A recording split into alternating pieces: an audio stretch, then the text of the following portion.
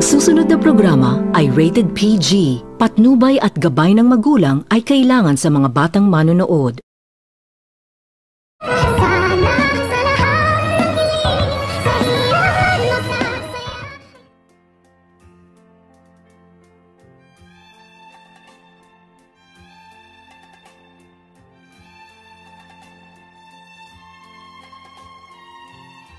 Pagkatapos nitong mag-ikot-ikot ni Justin sa buong Apex Medical Hospital at binisita nito ni Justin isa-isa ang kanilang mga pasyente at dito gulat na gulat itong si Justin nang kanyang makikita na nagmamadali itong si Zoe at mayroon itong bitbit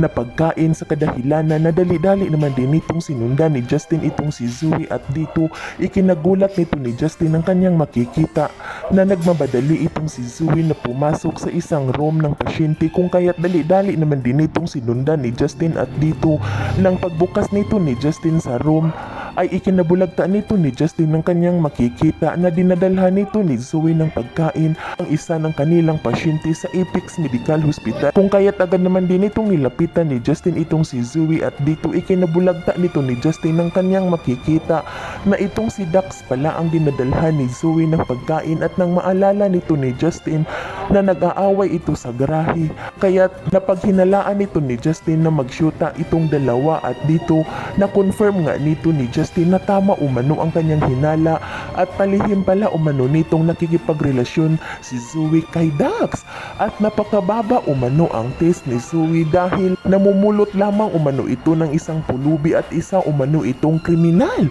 Sa kadahilanan na agad naman din itong pinagmamasdan ni Justin itong si Zoe at dito nang mapansin ito ni Zoe na mayroong isang tao na nakaaligid sa kanya kung kaya't bigla itong napalingon itong si Zoe ngunit agad naman din itong nakaalis itong si Justin kung kaya't hindi nito nakita ni Zoe itong si Justin na sinusundan nito ni Justin si Zoe at dito agad naman din itong sinabihan ni Zoe itong si Dax na hindi umano ibig sabihin na dinadalhan umano nito ni Zoe ng pagkain itong si Dax ay may gusto na umano ito sa kanya at gusto lamang umano nitong bumawi ni Zoe dahil